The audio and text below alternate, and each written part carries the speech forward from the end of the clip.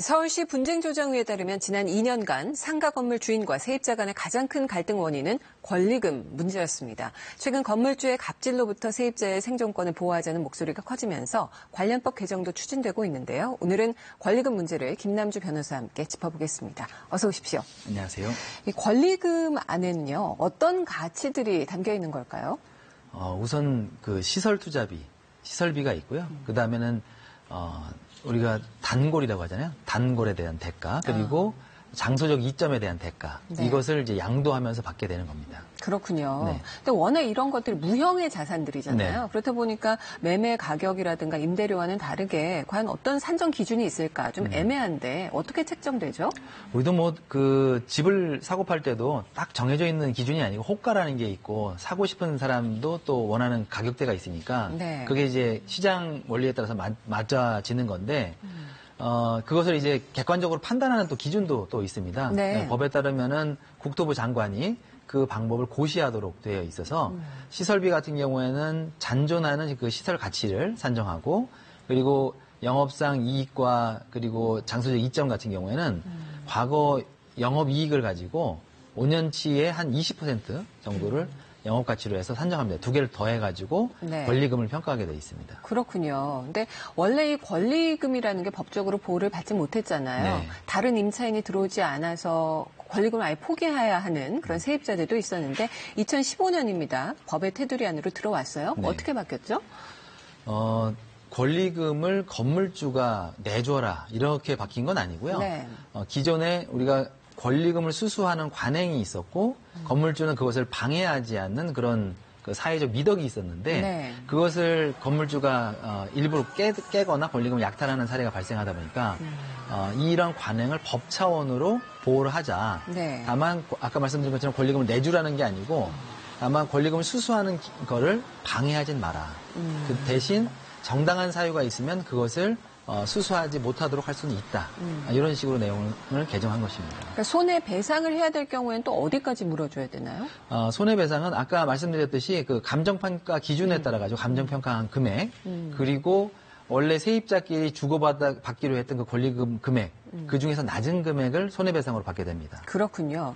권리금이 이제 법적으로 인정받게 되긴 했지만 여전히 이 상가 임대차를 둘러싼 갈등은 지속되고 있는 것 네. 같습니다. 이 건물주들이 아까 말씀하신 대로 권리금을 약탈하는 행위도 있고 또 권리금을 받지 못하도록 이렇게 방해하는 행위가 여전하다면서요. 네. 건물주들이 세입자를 이제 내보내는 방법으로 임대료를 아주 높게 부릅니다. 뭐 3배, 4배씩 시세와 다르게 부르는데 네. 그거는 사실상 나가라는 거죠. 그렇죠. 그렇게 임대료를 높게 부르면 새로운 세입자를 구할 수가 없어요. 네. 그럼 권리금을 새로운 세입자한테 받지 못하게 되는 거죠. 그렇게 하는 방법이 있고 또 법에 따르면은 1년 6개월 동안 영업용으로 사용하지 않으면 권리금 회수 기회를 보호하지 않아도 되는 경우가 있어요. 근데 이제 실제는 자기가 사용하거나 새로운 세입자한테 줄 건데 네. 겉으로는 자기가 1년 6개월 동안 영업용으로 사용하지 않을 거라고 네. 이렇게 얘기하면서 새로운 세입자한테 권리금을 받지 못하도록 방해를 하는 거죠. 네. 네, 그렇게 약탈하는 경우가 있습니다. 그러면은 이렇게 방해하는 행위라든가 뭐 1년 6개월 동안 사용하지 않는 경우라든가 둘 다 보호를 못 받나요? 법에 의해서? 법상으로는 보호가 되도록 돼 있는데 네. 일단은 이렇게 피해를 당하면은 세입자가 법원에 가서 소송을 제기해서 권리금 손해배상을 받아야 되는데 아까 말씀드린 것처럼 감정평가를 해야 되고 감정평가 비용을 또 미리 내야 되고 네네. 그 기간도 한참 걸리고 참 어려운 거죠, 법이라는 게. 네. 또 근데 건물주 입장에서 이 사안을 좀 들여다보면 건물주와 상관없이 권리금이라는 게 세입자 간에 이루어진 거래인데 네. 이거를 건물주에게 의무 부담을 지운다? 이거는 재산권 침해 소지가 있지 않느냐 이런 시선도 있습니다. 여기에 대해서 어떻게 보세요? 뭐 기존의 이 권리금 수수 관행을 법제화한 거기 때문에 아니 뭐 독특하다거나 뭐 아주 특별한 건 아닌 것 같고요. 그다음에 권리금 회수 기회를 보호하지 않아도 될 정당한 사유를 아주 다양하게 규정하고 있습니다. 그래서 권리금을 필요로 하는 세입자 그리고 건물주의 소유권 모두 좀 절충해서 조화롭게 규정한 것으로 보입니다. 네. 근데 권리금이 결국 이제 세입자끼리의 거래고 권리금이 점점 올라서 뭐 임대 보증금보다 높은 그런 경우도 발생을 하더라고요. 그렇죠. 그래서 이런 거는 권리금 차익을 노리는 권리금 장사 아니냐 이렇게 보여지기도 하는데 권리금이 결국 세입자한테 독이 되어서 돌아오는 건 아닐까 하는 그런 우려도 들어요.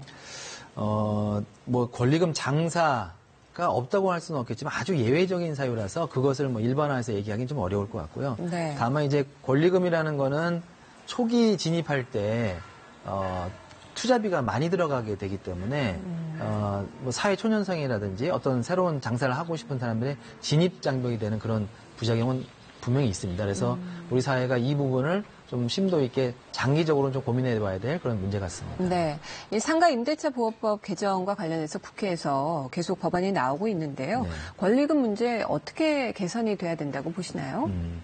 우선 권리금 보호도 중요하지만 또 기간도 지금 현행 5년으로 지금 보호 기간이 매우 짧습니다. 네. 그거를 10년으로 장기화하자는 그런 뭐 대통령 공약도 있었고요.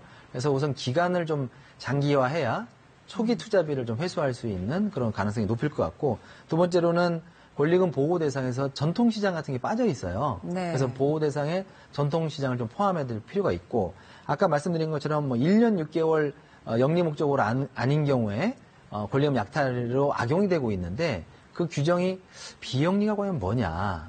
이 부분이 좀 규정이 애매모호하거든요. 그래서 네. 이 부분을 명확히 하거나 아니면 삭제를 하거나 그런 좀 필요가 있고, 좀 권리금 회수 보호 기간을 임대차 종료 3개월로 좀 한정하고 있는데 그 기간 한 6개월로 연장할 필요가 있습니다. 네. 알겠습니다. 오늘 말씀 잘 들었습니다. 네.